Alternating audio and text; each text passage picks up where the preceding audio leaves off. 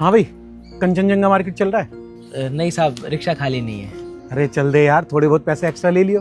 साहब बात पैसे की नहीं है, मैं जा ही नहीं सकता। सही कहते हैं भाई तुम्हारे बारे में, बड़े हरामखोर होते हो तुम। जब सवारी नहीं मिलेगी तो पीछे पीछे आओगे। अब सवारी खुद आके चलने को कह रही है और तू नखरे दिखा रहा है। साहब नखरे की बात नहीं है, दरअसल मैं यहाँ आया हूँ। यहाँ यहाँ क्या हो रहा है? साहब यहाँ हिंदी लेखन के इंटरव्यू चल रहे हैं। तो ऐसे बोलना, किसी सवारी को लेके आया आने जाने की बुकिंग करके। नहीं साहब, मैं अपनी रिक्शा बुकिंग में नहीं चलाता हूँ। बुकिंग में रिक्शा नहीं चलाता? तो फिर यहाँ क्यों खड़ा है? अरे मुझे छोड़ के आजा, तुझे यहाँ से सवारी उठानी है, दोबारा यहीं आके खड़ा हो जाइयो। साहब आप मेरी बात नहीं समझ रहे हैं। मान लीजिए मैं आपको छोड़ने चला भी गया और पीछे से मेरा नाम भूल गया तो मेरा नंबर तो कट जाएगा ना। तेरा नाम क्यों बोलेगा? क्योंकि साहब मैं भी यहाँ लेखक के इंटरव्यू देने आया हूँ। इंटरव्यू? तू लेखक बनेगा? पत्रिका में कहानियां लिखेगा? वैसे कितना पढ़ा लिखा है तू? साहब देखिए, आया तो मैं शहर नौकरी करने था, पर मजबूरी में मुझे रिक्शा चलानी पड़ रही है। बाकी मैंने पढ़ाई 12वीं कक्षा तक की है। 12वीं तक?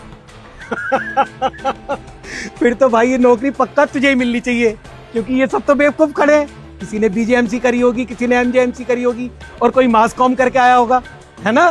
साहब एक बात कहूँ, लेखक बनने के लिए ना डिग्रियों की नहीं, प्रतिभा की आवश्यकता होती है। वाह भाई वाह, क्या बात कही है तूने। तेरी ये बात तो सबको पता चलनी चाहिए। एक मिनट रुक। हाँ भाई, तुम यहाँ सब बेकार में खड़े हो। जिसे ये नौकरी मिलनी थी मिल चुकी।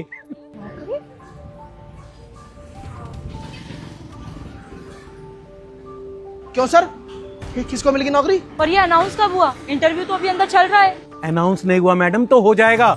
राइटर की वैकेंसी इस रिक्शे वाले को मिलेगी। जैसे तुम लोग हैरान हो रहे हो ना, सेम मैं भी हुआ था।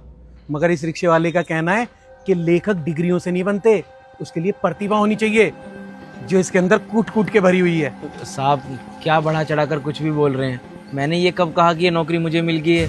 मैंने तो बस आपसे कहा कि मैं भी यहाँ लेखक के इंटरव्यू देने आया हूँ। सुन बे, रोड पे रिक्शा चलाने में और पेन से लिखने में जमीन आसमान का फर्क होता है। 4 अक्षर क्या पढ़ लिए, अपने आप को जावज रखकर समझ रहा है। नहीं साहब, ऐसा कुछ भी नहीं है। और भाई यहाँ खड़े होकर के टाइम वेस्ट करने से अच्छा है कि ये रिक्शा चलाओ। 4 पैसे कमाओगे तो फ्यूचर में काम आएंगे तुम्हारे।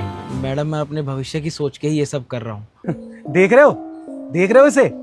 सही कहते हैं लोग, कुत्ते की दुम रहेगी टेढ़ी की टेढ़ी। और ये लोग होते ही ऐसे हैं। आप इन्हें कितना भी समझा लो, कितनी ही इनके भले की बात कर लो, लेकिन ये अपना अलग ही राग गाएंगे। अगर तुम लोगों को इसका राग नहीं सुनना तो यहाँ भीड़ लगा के क्यों खड़े? क्या नाम है तुम्हारा? साहब चंद्रपाल साहब। कुछ लिखा है आज तक तुमने? साहब छोटे छोटे लेख, कहानियाँ, शायरी, बस ये सभी लिखा है। अभी मुझे दिखा सकते हो? क्या हुआ, कुछ परेशानी? अरे परेशानी किस बात की, असलियत आ गई इसकी सामने।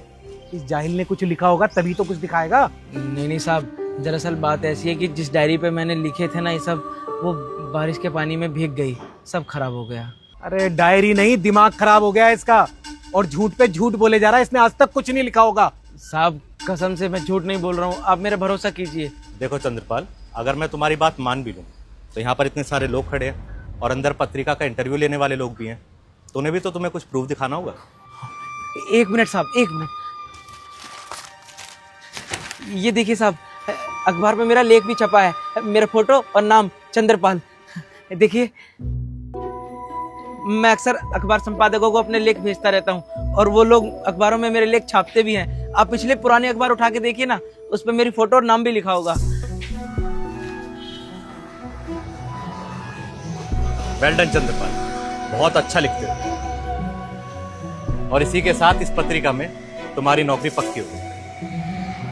मैं संपादक हूँ यहाँ पर। अंदर इंटरव्यू ले रहा था और मैंने यहाँ शोर शराबा सुना तो बाहर देखने आ गया। हमें तुम्हारे ही जैसे प्रतिभावान लोगों की तलाश थी।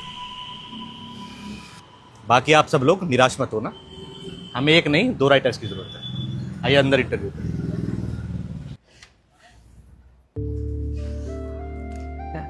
साहब मेरा काम हो गया, आपको हो तो अब छोड़ाऊं आपको? नहीं नहीं, ठीक है, कॉन्ग्रेचुलेशंस।